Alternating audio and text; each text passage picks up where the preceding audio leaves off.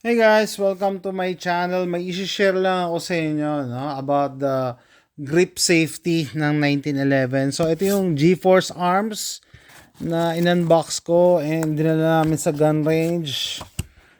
Okay, yan, in-oil ko na to nilagyan ko na to ng oil. GeForce Arms Chronicle 1911. Okay, medyo nag-struggle ako sa grip safety nito, no? Sa grip safety. By the way, lahat na makita yung barrel na safety check na prior to filming. Maganda tong barrel na to, itsura niya. Very elegant. Dark brown wood design yung grip panels. Tapos all black fiber optic front sight, no? Pero pag-usapan natin yung grip safety. And share ko na rin sa inyo yung natuklasan ko. Na ano yung natuklasan ko na tanggalin na nga natin yung magazine. Not all 1911s are the same, no? They're not created equal. Although mil spec ang sukat na halos pare-parehas, pero yung design kasi ito GeForce Arms 1911, ito yung aking Gearsan MC12 Sport 1911. Kita niyo yung yung grip safety niya. Dito wala akong problema pag pumuputok ako. Kaya nagulat ako nung pinuputok ko to. Alam mo yun, yung ganadong-ganado ka sa pagputok. Tapos, ba't ayaw mag-ano ng hammer? Ayaw mag-ano ng hammer. Yung pala, hindi ko ganong nadidiinan to. Hindi ko ganong nadidiinan. And, ngayon nga, dahil nailabas ko tong Gearsan Sport. Napansin nyo ba yung grip safety niya? Hindi gaano nakalabas. Tapos dito lang. So konting press mo lang, made-deactivate mo na 'yung Talagang pang competition yung design nito Kaya nga sport model No? Konti lang, no? Dito nyo, masyadong na siya, curve na siya. Ang usli niya lang ito. So konting grip mo lang, made-deactivate mo 'yan. Samantalang ito, kailangan lapat na lapat yung palm of your hand. To the point na kailangan naka-wrap around ka Yun ang ayaw ko Hindi ako ganyan mag-grip ng barrel. Yung naka-wrap around. And naalala ko yung Springfield XD. Ito lang alam kong polymer frame na na may grip safety. Ito wala rin problema kasi konting konting press lang, nade-deactivate na yung safety. Okay, konti lang kahit hindi ayan, no? Konti lang. Yung pala, ito, yung beaver tail safety niya, yung grip safety niya, ito yung beaver tail, nakakonect. No, masyadong angat. So, kailangan talaga i-press mong maigi. Kailangan talaga magdikit pa to para lang ma-deactivate mo yung safety. Wow. Weird. Bakit sila gumawa ng ganyan design? Pahirapan ka lang yan sa pag-grip Hindi kailangan talagang kapit na kapit ka dito Samantalang eto nga, sabi ko sa inyo, walang problema na ganun Konti lang konting-konti lang. Ganun lang Madi-deactivate mo na yan Ito hindi May, may time na kung kailan pumuputok ka, ayaw. Taka pa ako nun ayaw. So lumuwag pala yung grip ko dito. No? Yun ang ayaw ko dito. So, nasa grip safety na rin lang tayo. Pag ang baril nyo ay Springfield, katulad nito, hindi ka matatakot mag-carry ng one round in the chamber. Kasi maliban sa may trigger safety, merong grip safety. Ano ibig sabihin? Nasa grip safety na rin lang tayo. So, hindi mo ma-fire yung gun kung hindi mo to ipipress. Kahit mahulog yan, kahit sumabit yan sa damit mo, sa jacket mo. Hindi Similar with A1911. Kaya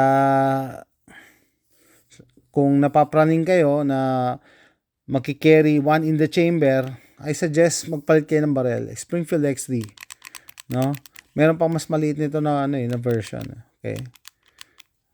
Tapos hindi mo to poproblemahin kasi konting hawak mo lang puputok na eh. Deactivated na siya.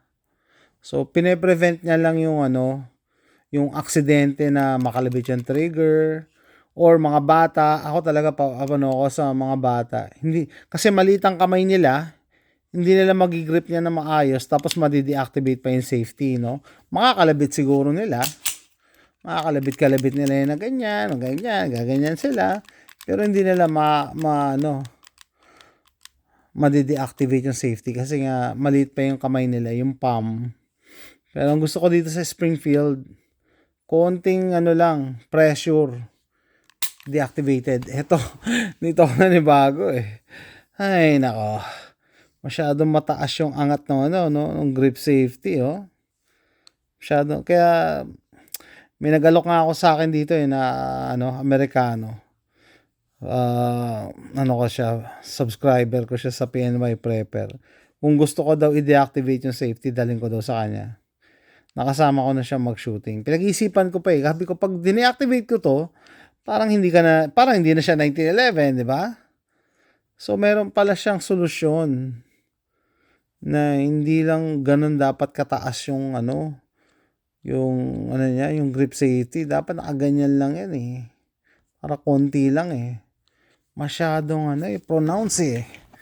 Yung Gearsan ko, no? Ano yan? Yung Gearsan ko pala, shoutout doon sa may gusto ito. Ayan. Kay Even de Mata. Pwede kang manalamin. Mirror finish eh. Kaya gusto ko to. I like everything that is shiny. It's shiny. Shiny. Pwede kang manalamin. Kita ko yung sarili ko. Anyway, kita nyo dito. Konting-konti lang ipipress mo. No? Gagana na yung barrel. Ba't hindi nila ginawa yung ganon? Sport version kasi to eh. Ay. So, isip ako ng paraan. Ayoko i-deactivate to. Gusto ko, konti lang dapat. Na hindi ako... Ilang beses na ako na-biktima nun eh. Ganado ako putok ng putok, tapos biglang ayaw pumutok. O, nagsumapalya. Yung pala lumuwag ako dito. Lumuwag kasi yung nagre-recoil, di ba? Na-discover ko na. And I wanna share it with you. No? Hindi lahat ng 1911s pare-parehas kasi ng design. Ito, obviously, kita nyo yung angat ng beaver tail. As compared dito. Halos flat eh. Ito lang yung usli. Oh. Ito lang yung di-deactivate mo. Ang galing nga ng design ng ng Gearsan. Ito lang ang di-deactivate mo. Yung pinakadulo lang. Similar with a Springfield XD. Konting-konti lang. Basta hawakan mo siya ng ganyan na deactivate na. Hindi mo kailangan i-grip ng todo. Ito, kailangan i-grip mo ng paikot. Ngayon talaga dapat nakahawak kang ganyan. No? Nakadiin ka talagang ganon. No? So, yan guys. So, doon sa mga bago sa barrel at napipusuan nyo ang 1911, isa yan sa i-consider nyo. Which is a good thing. Sabi ko nga, hindi basta-basta ma-deactivate ng bata yung safety kasi maliliit ang kamay nila. No? So, nakakasayan kahit dunggol-dunggolin niya yan ng 'di ba? Hindi mo ma-activate yan kasi kailangan ma-depress to eh. 'Di ba? So dun sa natatakot mag-carry ng cock and lock. Cock and lock. Subukan nyo mag-Springfield. Kahit nakaganyan yan, meron ng trigger safety, meron pang grip safety. Hindi yan puputo kahit anong mangyari. Kahit dot-dotin mo to ng dot-dotin. Sundot-sundutin mo yan. Wala. No? So yun guys, usapang grip safety. Mahirapan ka o maninibago ka pag tawag dito, nagpapalit-palit ka ng barel from a polymer pistol na walang grip safety, tapos magna 1911 ka, maninibago ka. Like ako, nanibago ako eh. Dito nanibago ako. Dito hindi. Kasi maganda yung niya, grip safety niya. Pang competition eh. Sa competition pala, yung mga gumagamit ng 1911s, pinapatay nila to eh, yung grip safety. Para kahit nagmamadali sila sa pag-draw, puputok. Okay? Pero kung katulad ko kayo, na minsan gumagamit akong polymer, tapos bigla kang mag 1911, ma-experience nyo yun. Ba't tayo pumotok? Yung pala, maluwag ka dito. No, so ayan, hopefully makatulong lalo na sa mga newbies or mga nagpaplanong mag-carry. Choose your own carry. Shoutout yung kaibigan natin si JNF. 1911 yung kinikerry niya. As long as you are trained, you are proficient with your own hardware, masasanay ka din yan. Ako lang kasi, marami akong barrel, kaya papalit-palit. Pero, na-realize ko kung ano yung dapat i-correct. Yan, laki ng angat, oh. Ito, onti lang. Yung grip safety niya. Diba? Na-realize ko na how to fix the problem. May isa pa nga ako solusyon eh. Lagyan ko ng rubber band. Nakatulad nito. Ang baduy lang kasi Stoger. Ito yung temporary solution ko habang hindi ko pa na iisip paano i-solve yung problema ko dito sa grip safety na to eh. No? So ito konting lang hawak ko, madi-deactivate na. Ay pala ako. Ayan, madi-deactivate na kasi meron akong rubber. Ayan, aking temporary solution eh. Temporary solution sa hindi naman nag-i-exist na problema. Anyway guys, so yan. GeForce Arms Chronicle 1911. Bali 9mm to.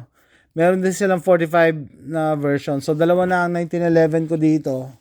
Isang 9mm at isang 45. At sa susunod na video, meron naman akong nagpapanggap na 1911. Nagpapanggap na 1911 eh. Okay guys, see you next time. Bye!